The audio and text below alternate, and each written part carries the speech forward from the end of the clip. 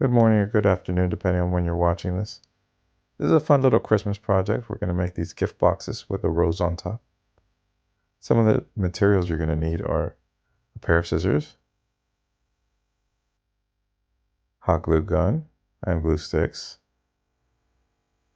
Regular glue works if you don't have a hot glue gun. Some ribbon, whichever one you prefer. Some cardstock, it could be colored or plain. And your favorite wrapping paper. Just make sure it's nice and pretty. These are cool little boxes, and they open like this. Good for stocking stuffers. And I'm going to show you how to do it right now. First, you can start by gridding a sheet of cardstock. Those boxes are 2 by 2 inches, and so my grid is 2 by 2. Of course, your box could be bigger or smaller, but I think this is a nice little size. Now, when you do your grid on a regular sheet of copy paper or the same size as a sheet of copy paper, we are using cardstock. You're going to have a little bit left over. Measure that little bit and you're going to add it to all the places you see me adding it to right now. I made sure that I outlined in marker so that you can see it clearly. And this is very important because this is going to allow you to keep your top open with those little edges coming in.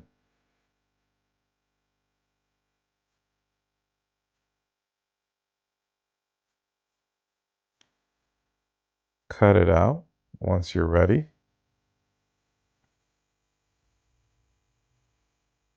Try to be precise when you're cutting here. Those little flaps are very important. And if you lose one of them by mistake, then you're going to have to start over more than likely. You don't want them to stay rectangular, so cut off the edges just like this. And that's going to help you when you fold it into a box. Now, take your favorite wrapping paper or the wrapping paper of your choice, put it face down, and you're going to glue our little unfinished box right there on top of it. Once that's dry, go ahead and cut that out as well. Now, using a straight edge, it doesn't have to be a ruler. You're going to bend all of those lines just like this.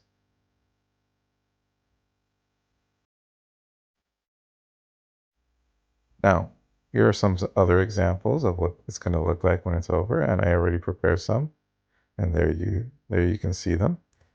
Using your hot glue gun right along those flaps, start putting your box together. And before you know it, your box will be done. Go ahead and get your favorite wrapping paper. These sheets of wrapping paper are 4 by 4 inches. This is also a size that can vary, but I think this size works pretty well if you want your project to be the same size as mine. You're going to fold that corner to corner 3 times, and you're going to do that with all 4 of those sheets. Once you're ready, you could cut it just like this, kind of a half circle near the top, and that's ultimately going to produce this clover-like shape. Go ahead and do that to all of them as well. Once you're ready, go ahead and open them up. For starters, you're going to take 1 clover out, and you're going to put that 1 clover on your left-hand side and what's left over on the right-hand side. Then you take out 2 clovers, which is like a little heart. Put that next to the 1 clover and the other piece over there on the other side. And you're going to do 3 until you finally cut one of them in half completely.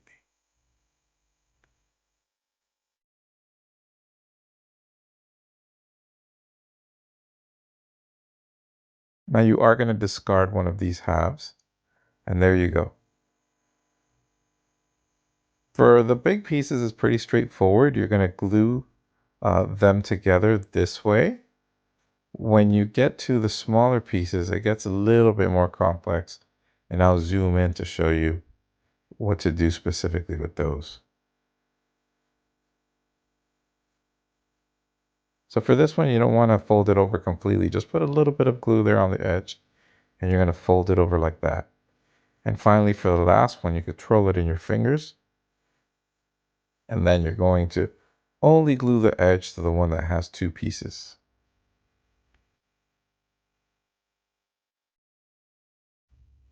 With something round or just your fingers, start curling the edges of what's going to be your petals. And it's very important here that you squish that pointy back to help it lie flat. And you're going to do that to all of them, except for the very last one, because it's too pointy. You're going to cut the very last one, not in half, but maybe a little bit less than half. But maybe a little bit more. I can't be entirely sure. Worst case scenario, you have to play it by your own experience or your own sight, your own vision in the moment. Play it by ear. Glue them together as you go to start forming your flower or your rose.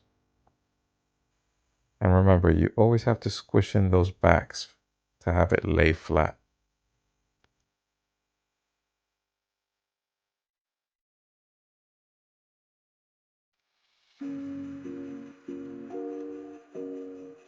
This is where it starts to get a little bit tricky because the size is difficult to work with, but you can still get the job done. This is where you cut it a little bit less than a half, and you're just going to put that right in the center. Sometimes that center piece will fall out, so you have to be careful. And there, your flower is done, almost ready to sit atop your box. We need to find a way to keep it from falling out. So this is where your ribbon comes into play. Wrap your ribbon around your box just like this on both sides. And then you're going to create a little bridge with your ribbon right there. But you don't want it to connect all the way or it's going to seal the top completely.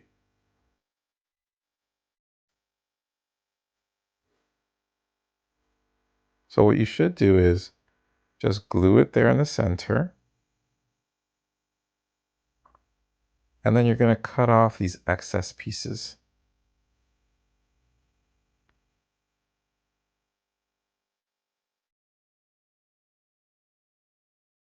As soon as you remove these pieces, you're left with this flap of sorts. And you're going to put a good amount of hot glue right there on that flap and put your flower right on top of that. And now it should be firmly there up top. Now, this is a nice little box, and I just want to show you what it's capable of. And you could fit a lot of things in there. You could fit some jewelry.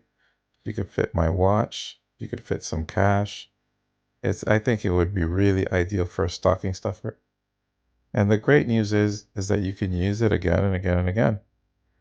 All right, guys, I hope you enjoyed this video, and I'm looking forward to seeing what you create in class. And I hope you have a wonderful day or night wherever you are. Bye.